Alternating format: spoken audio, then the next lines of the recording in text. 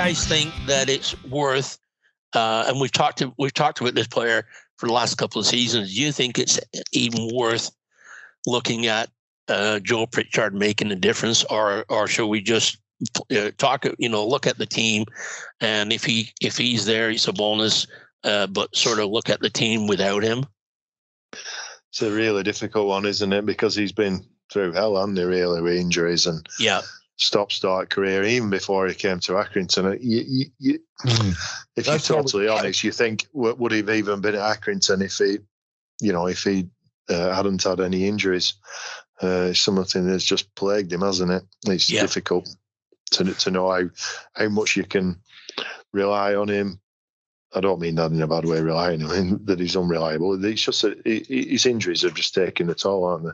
Yeah. I thought he was going to be the next clicker when he first came over. And I mean, yeah, he had injuries at Tottenham, which is the only reason he ended up at Accrington in the first place. And here's the thing is, I just feel like with the injuries that he's had, they're the type of injuries, like ACL and Achilles and things like that. They're the type of injuries that they take not only a year to heal from and get back, but then another 12 months before you're actually at 100%. So realistically, you're looking at the 24-25 season before he would be at 100% if he could stay healthy. But they had the option on him this season, didn't they? He was one of the players, I think they invoked the extra year. So there must be some, if they thought there was nothing for him. Yeah. You have to keep him around only because if he is healthy, he brings something that we don't have otherwise. One of the things that and we just touched on is, and there's a couple of things that's just sort of to talk about Andy Alt's interview. I thought Dan Joe did a really good job with the interview on him with Andy.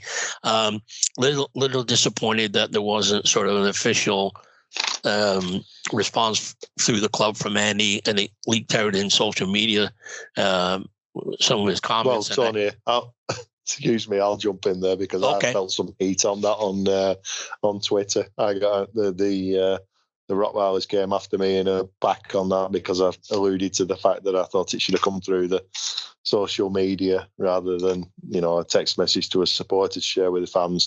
A lot of it with me was tongue-in-cheek, and obviously, you know what Twitter's like. You say one comment, and especially with Stanley fans, there's a lot of very sensitive ones, and they all jump on you. But eventually, Andy came out with an interview, which I thought was really good. He did two, actually, didn't he? One with the club, one with Radio Lancashire, I don't always agree with everything Andy Alt says and his Twitter account, etc. But I thought both interviews were really, very, very good. Yeah, I have to agree. I thought, as I said, he did a really good job, and I think the couple of things that stood out that really surprised me was about the money that they got from the cut runs and everything, basically all eaten up in medical expenses, and obviously if they just. You can't do that 2 years in a row, not in League Two. And I mean, he mentioned the budget going down probably 30 to 35%. And that's I think it's going to impact because they're going to streamline the under 23s is what I'm reading. Is anybody? Yeah. Just going back to the injuries before we move on to that. Yeah. And I think he did allude to a fact, he didn't actually say it, but they may not have done the due diligence with the medicals right at the beginning, because they're signing players who, potentially may have been carrying injuries and things like that. I think he wants to, do some work in that area. Well, Matt Lowe was already carrying his hip injury when he came over. It's what he had said, the interview we had with him. So, I mean, that's certainly one. I mean, one thing that I would say is that, if you tend to see a lot of what are called soft tissue injuries, like hamstring tears, muscle pulls, things like that, that tends to be a training staff issue. With our injuries, they've tended to be, unfortunately, the kind of, like Achilles tear, knee blown out, broken bones, like not the type of injuries that you can train yourself away from. No, they weren't pulling up. It was generally injuries resulting from tackles or something of that nature. Exactly. But I think they've obviously got to streamline some of the expenses. I mean, let's face it, when your budget is reduced, you've got to cut back on expenses. That's just common business sense. And I think one of the things that, as I said, not only when Andy talked about the budget going down and the money being spent, he also mentioned that there was players that they've got lined up to sign, and I'm not sure if they're still negotiating or if they've got any under contract, because I'm sure they would be releasing the names of those players unless they want to do it when Jimmy and John are around, and they're probably on holidays trying to recruit from the season and get energized for the coming season. Yeah, and I think some of it may depend on the three players who they've offered contracts to, and to be honest, I don't know if they've reduced terms, or probably not in some instances, but maybe in some. So the Seamus, Ivy, and Notts, I mean, the three big players, those aren't they? So they may be waiting to see which way those guys go. They might have given them a deadline of saying, sign by such a date, because bearing in mind, if they wanted, say they had 3 targets and 4 targets for the coming season, if those 3 aren't signing, you're up to 6, 7, aren't you? Well, and we haven't mentioned a player that I think could really do well in League Two is Dan Martin. He's been offered a new deal, and we haven't heard anything yet. I think I like him. I think he could be, well, I'm not saying another Seamus, but he's in that mold that I think he could have an impact and he could blossom in League Two. I think he's a player that I would love to see sign and be back. Out of the other 3, you've got Nottingham, Marvy, and Seamus.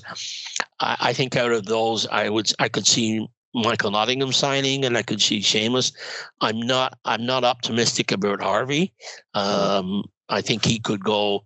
He could go and get more money elsewhere. He'll want to stay in League One. I mean, I fear that Knots maybe will want to stay in League One. Seamus, he's going to be there. I mean, I think they'll bring him back unless he decides to retire. But I mean, Knots, I'd say, is probably 50-50. Harvey is probably, I'd say, 80-20, 80% gone. I mean, maybe he, stays loyal to the club just because he wants to try to help us get back up next year. But I mean, he's another guy where he's not 22, 23. I want to say I can look here real quick. He is, well, while you're looking that up, 26. He'll be 27 next year. So I mean, he's not going to play in a lower division than he has to. And Andy said there's no shortage of players to be signed and that can be signed, and he seemed optimistic that they're going to have a mid-table, possibly a little bit higher. I certainly think when you go down a division, obviously there's that shock and people are disappointed, and the word failure is kicked about. I think if you look at one season, and you're dropping down, that could be construed as a failure. Overall, it's not. I mean, the club is in financially in good shape. The facilities. I mean, it could be. We could be worse off. Could be like Morecambe. They're at Wigan. There's teams that overextend themselves and they end up paying for it. So, well, like I said the other day, I don't know if it was you or Darren that I said this to, but for a club of Stanley's size, yeah, you would rather be in League One than League Two. League Two is at the end of the world. To me, if you're Stanley, as long as you're playing league football, you're not a failure. Yeah, and the only thing I would add to that is that my only concern is there seems to be some kind of opinion that because we've been in League One, we'll drop down and we'll be in League Two and we'll do well and we'll be in the top half. And that's not a given, is it? You've got teams coming up. You've got two strong teams coming up from the conference, National League, let's call it now. Other teams coming down wheels who are strong. Loads of teams are established in that league. It's going to be a tough division, isn't it? I'm not being negative. I'm just thinking it's not a given that we're just going to be a decent team because we've got that pedigree from League One. No, I think it puts us in, from my point of view, it just puts us in a better position, to cope with League Two than some of the other teams, just because of the financial footing that we're on. Yeah. And they have John and Jimmy have a reputation of getting into the higher. I mean, they know players coming on board know it's a place that they can prove themselves and go on to bigger and better things. And I think I agree. It's going to be a tough division, and I think anybody who thinks it's going to be we're just going to automatically bounce back. I think those are the people that have been harsh on the critical of the team this season, and they'll be the same people that are going to be critical if we're not fighting for an automatic promotion next season. Yeah, what I'd like to say. Sorry, I just want to say real quickly. I counted last week. There was 8 teams that are going to be in League Two next year that had been in League One in the past 5 seasons, plus 4 more dropping down. One of those being Stanley, so 3 others. So 11 out of the other 23 teams are going to be teams that have been in League One in the past 5 years. Yeah. I agree with that, Phil. And what you'll find, I think, if you look through the history books, you'll never find 2 bigger teams coming into League Two being promoted than Wrexham and Notts County together.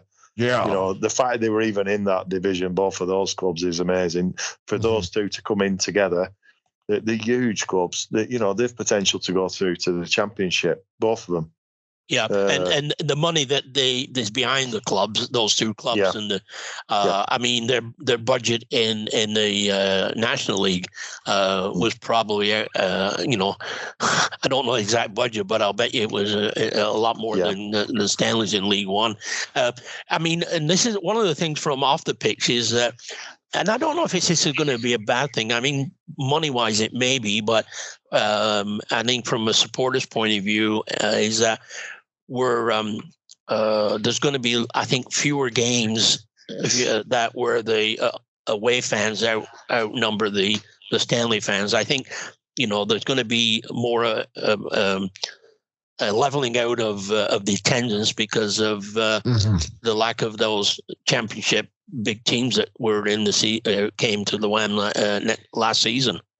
Yeah, definitely. And I think if we've got I'm hoping next season, and obviously we're going to get a few new signings, but I'm hoping we've got a good nucleus of young players. And I'm hoping Toby's having signs personally, even though Luca Jensen had a great season.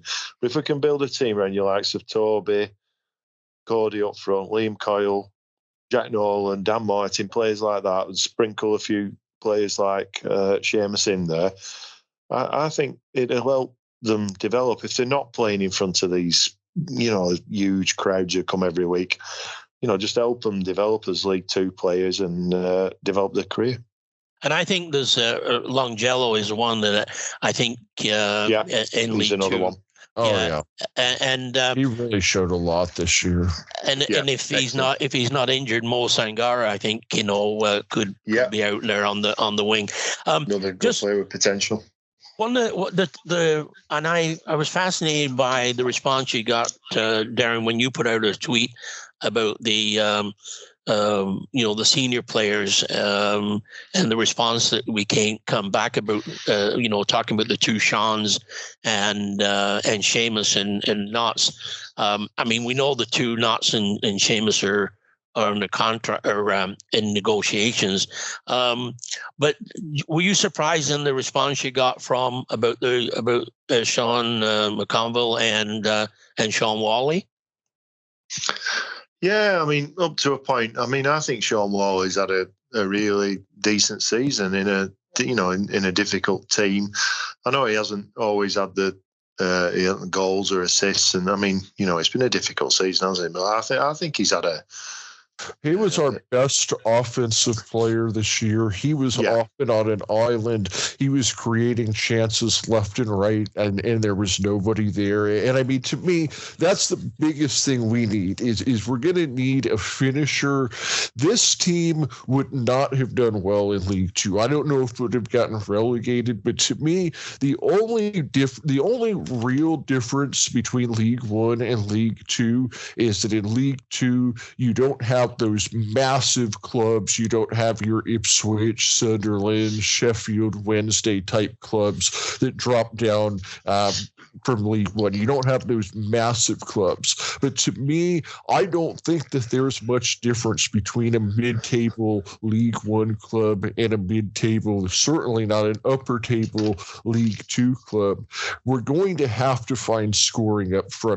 To me, that's the number one thing, is if we can't score, we can't win. If we find some scoring, I think that we have enough throughout the rest of the squad, especially if we stay healthy. And really, that's kind of my final point that I have for today is that going into League Two, to me, the only difference is that you don't have those massive clubs, the ones where the fans are going to outnumber us, like Tony mentioned. Otherwise, it's a lot of the same type of teams, the same type of tactics. At the end of the day, we're going to need to find guys that probably two guys that are capable of putting 10 balls into the back of the net. And if we do that, we'll do well. If not, we're going to struggle again. Yeah. The question, my last question is, where do you see Sean McConville fitting in? Well, Sean's always been divisive amongst Stanley supporters. There's a big majority of supporters who like Sean, and then you get one or two who don't. I think the vast majority, have been on his side.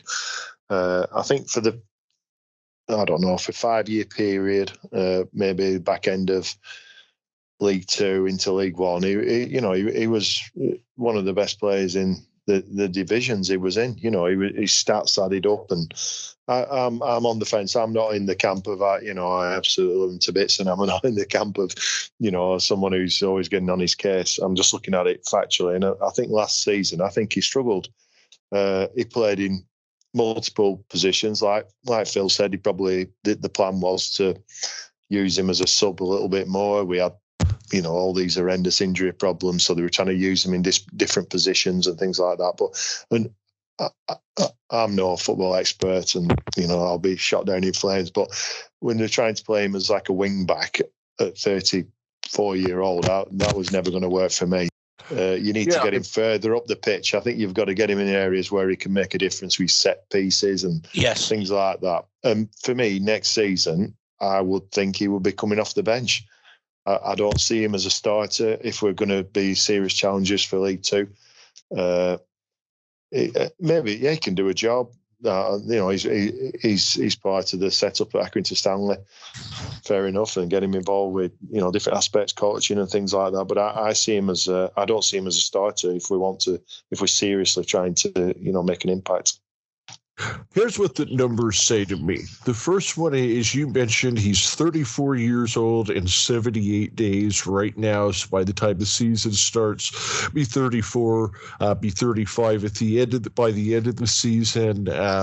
He had 5 goals, 4 assists last year, which is decent production, but not necessarily in 3,200 minutes for a guy that took as many set pieces as he did. He definitely did not have one of his better seasons. If you look at his plus minus, he was just barely on the better side of average by Stanley, which is still well minus, but the whole team was obviously well minus. But I mean, to me, here's what I look at Sean McConville as, and you guys probably won't recognize this because it was an American commercial, but it was for either Ford or Chevy trucks, and it was like in the early 90s they had this commercial, and it was guys with their old truck, and I think it was Chevy, and they'd be like, yeah, my Chevy truck has 150,000 miles on it and still going strong. And then they have another guy like, mine has 180,000 miles still going strong. And they go through like a bunch of guys, and at the very end of the commercial, there's a guy who's like, my truck has 880,000 miles still going strong. Sean McConville is that truck at this point in his career. Oh, compared to a truck, Phil. Yeah. And it couldn't have been Ford, because Ford they rusted out before they got 100,000 on them, so it couldn't have been Ford. Found out the road, Dad. Fuckers only run downhill. I agree with Darren. I think there's a role for him at the club, but I don't see it as a starter. I see him off the bench, or when they're pressing, in the second half, bringing him on in the number 10, because he is a good passer of the ball, and I think he could have a worthwhile contribution to the club in a number 10. But I think he lost his step, and it's very difficult. Sorry, Tony. It's very difficult to manage the end of somebody's career, especially who's been at a club a long time. And that's not just Accrington Stanley, Sean McConville. That's football or any sport over, isn't it? Yep. No, it's true. It's true. Yeah, we called him Mr. Accrington Stanley when he had him on the podcast. And we'll get him on again as a legend in the Legend series as well. It's not about knocking Sean. It's about we're all just giving opinions on squads and last season, this season. Active Hall of Famer. Yeah. Yeah, definitely.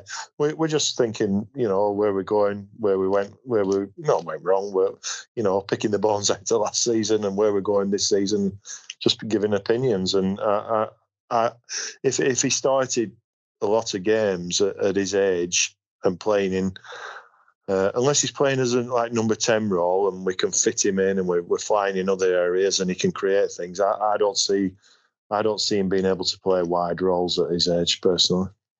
No, and but he's earned the respect of and the loyalty from the club, and his contribution is over the years is second to none. And I think he's a big part of our history, isn't it? Yeah, and I think he deserves the opportunity to go out on his own. But I think he'll realize that maybe starting is not something that he could do every game, maybe in some of the Papa Johns or something like that, and coming on as a sub, he can still have be a valuable contributor to the club.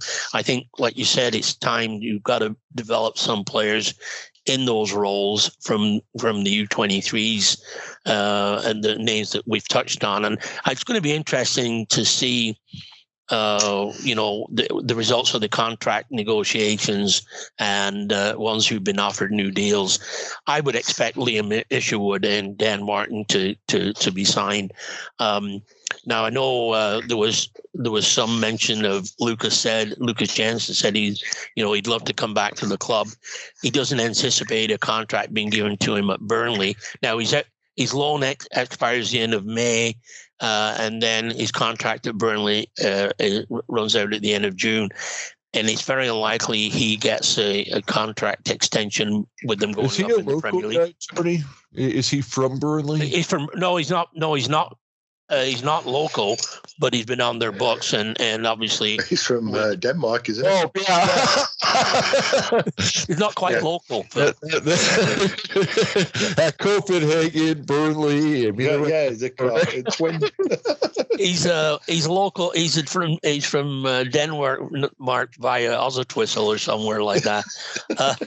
But I think he can play at that League One level, so I think he could be picked up by other clubs, and this player. He'd be on a decent salary, and I don't know if he'd sign for Stanley. I know he enjoyed playing there and he loved it, but I don't know if he'll sign for a lesser amount. I can't see it myself. I think he's worthy of League One as well as a minimum. Maybe if we get a cheese Danish at the concession stand. Well, there's another goalie that's looking for work. He's that played at Stanley, Trafford. I think he's been let go by Bolton. But you talk about somebody that's outside the wage scale. I think he was on several grand a week over at Bolton. I think they're going to have to let some players go because I think they were spending money to try and get up into the next level, and like Andy said, he's not going to do that to mortgage the present for the future. I don't blame him. I that's what I'm saying. I think people should just, it's League Two. They're going to be competitive. I think they're going to be competitive, and I think it's going to be a much more enjoyable season watching them this year. And touch wood, if they can get rid of the injury problem to a large extent, and let John and Jimmy do their magic, and we'll see how see where the season takes us. Yeah. I mean, we're in safe hands with those guys. I think that they know exactly, they know exactly more what needs to be done more than we do, to be quite honest. So, let's just see what unfolds. Yeah, there's enough players there on those lists to field the team, but I don't, like we said, we don't see all those names that have been mentioned in that retained list or negotiations, all of them to be back. Some will be sold, and there'll be new players coming in.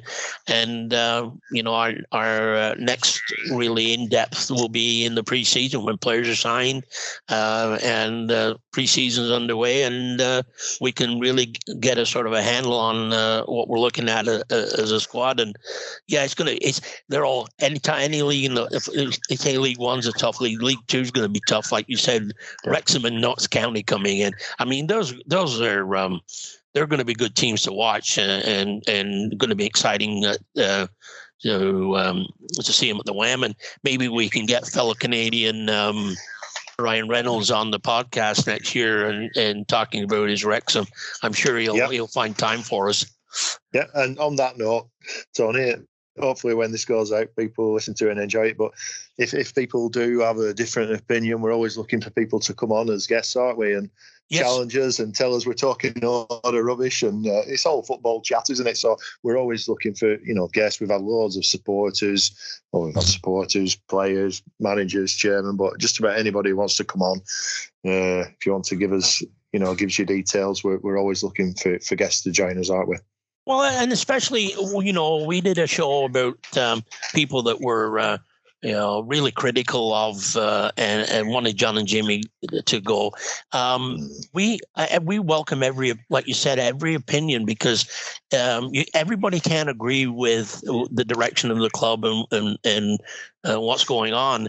And I mean, we're happy to have a discussion and debate with people that don't agree with us, because we're just because what we say, like you say, we're not right. We're just giving our opinions, and our opinions may not match a lot of other people out there. If you don't agree with us and you want us to say you're full of, come on the show and we'll talk, because there's nothing better to have a discussion about your football club that's healthy. You keep it civil. There's nothing wrong with that. But an idea for an episode that I had that I'd like to do here sometime during the off season is I think that there's a lot of these people that are saying that we need a new management staff, but they're not really considering what we actually have in place. I think that it would be interesting to create a list of all the managers who have won a promotion from League 2 to League 1 in the past 5 years since John and Jimmy did it last. See where they're at now. See what their clubs have done since then, and I think it would be kind of maybe a bit of a reality check when we see that maybe some of these other managers. That's your homework assignment, Phil. You can work on that. Go ahead. Yeah, it'll be a very small list. If you think there's anybody going to, and to be honest, Phil, I think I think 90% of Stanley fans feel the same way. And maybe if we get beat, it might go down to 80, and if we're winning, it's up to 100. But it's a high percentage of people think we've got the right management team and the right owner, really. So, we've nothing to worry about. We're just critiquing the squad, aren't we? And I think we'll be fine. Well, we're just three individuals that support the club in different locales. And I mean, I know there might be the opinion that I'm in Canada and Phil's in Phoenix, that our opinions are sort of not really valued or whatever. But it's an opinion, and if we're wrong, we're wrong. It is. Exactly. Yeah, and from my point of view, I sometimes get criticised on Twitter because I go against the grain or whatever. I might be glass half empty, but they're just opinions, and it's pointless just towing the party line and just agreeing with everything. If you've got something to say, it's worth saying, as long as it's respectful to people. And I don't think on this podcast we've actually we haven't been negative towards any individual, and that's the main thing, isn't it? Well, we just call it the way we see it, and not everybody's going to agree with our opinion, as I said. But at least, we have that. We have the format by this podcast to get our opinions out. And if people say, "Well, I think this," and I wanted to, my opinion is this. Let us know and come on. We'll have you on, and we're more than happy to talk about get other people's point of view on last season or the upcoming season, because we're going to have lots to talk about. Interview new players next year, and that's one of the things we struggled at the last month or so, is that players didn't want to come on because of the struggle that they were going through and the focus they wanted on football. Yeah, focus on football. Yeah, we can understand that, and it wasn't for lack of trying, but we'll start up with a fresh season next year, and I'm looking forward to the summer, and looking forward to the trip in August, and I'm looking forward to seeing Stanley in League 2 playing some kind of competitive matches. Yeah. Hey guys, I think that there's all one opinion that we can all agree on, and we'll count to 3. 1, 2, 3. On Stanley! Cheers, guys. Have a good summer, guys.